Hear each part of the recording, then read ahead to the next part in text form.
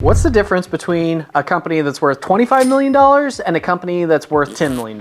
There could be lots of factors. However, for a range that significant, a key possibility is significant customer concentration. What really is significant customer concentration? It's when a high percentage of your revenues come from one particular customer. So for example, for most people, customer concentration would be anywhere north of probably 30% of your revenues coming from one customer. We've seen customer concentrations as high as 80, maybe even 90%. Now, there's a lot of debate as to how important customer concentration should be in the value of the business. And what's the percentage cutoff? Is it 30%? Is it 50%? Is it higher? You know, I'm not going to try to settle the debate on that topic, because I think everyone at the end of the day will have a different opinion on what that ratio is.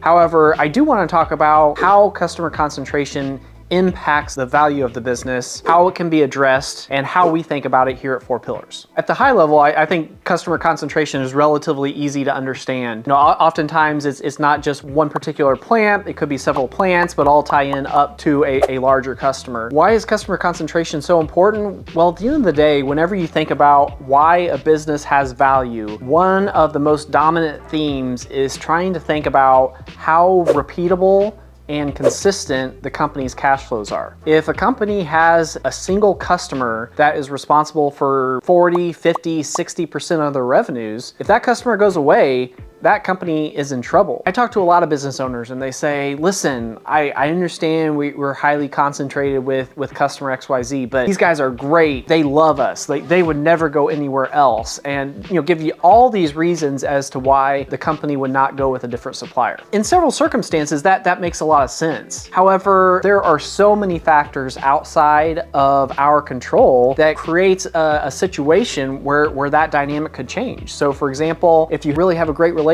with just a small handful of people, if one or more of those folks go on to another opportunity or leave the company, you're in a difficult situation. But that's really an extreme where you're doing so much business with one customer and they just completely go away. What we've seen happen in some of our portfolio companies is a little bit different, but again, points to the risk of customer concentration. For example, in one of our portfolio companies, great relationship with the customer, we're critical to what they're doing. Perhaps they're trying to find other people to do what we do, but at the end of the day, they still need us. That hasn't changed. There are some internal dynamics within the company whereby they change their product strategy a certain extent. We didn't lose out on all of our revenues from that company for a period of time. There was a month, maybe 2-month stretch where our revenues were down significantly from that customer due to those internal product changes. We still have a great relationship. They're not going to go anywhere else, but we lost out on the majority of revenue from this customer for a month or two because of those changes. That's a key customer concentration risk and why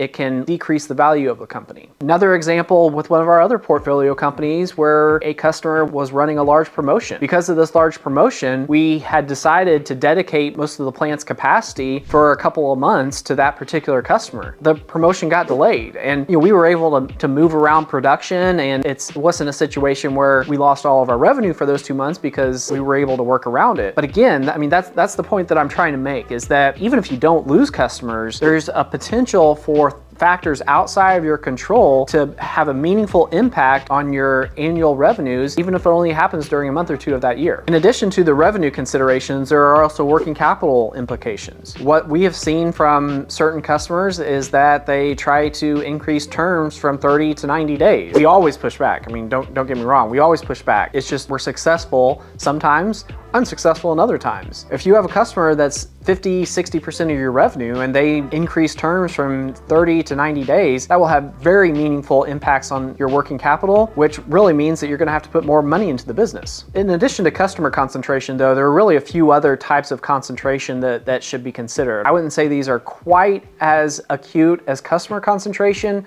but again, these are all factors that need to be evaluated. One is industry concentration. If many of your customers are all in the same industry, there is a risk of that, because what if there are macro factors that affect that industry? Now, typically not as important as industry or customer concentration, but supplier concentration can also be important if you're getting the bulk of your raw materials from one supplier. Another type is product concentration. If you're selling 80 to 90% of your revenues or even less, and it's one product or one product family, differently, what happens if that product falls out of favor? Now, that's probably not going to happen, again, in almost all circumstances, but from time to time, issues do creep up. What if there's a manufacturing issue in that line that calls for a manufacturing change, or what if there was a defect that's missed? These are the reasons why a diverse group of customers, a diverse group of suppliers, diverse group of products, etc., helps increase the value, because you decrease the risk of any one event impacting the lion's share of the revenues and ultimately of the company's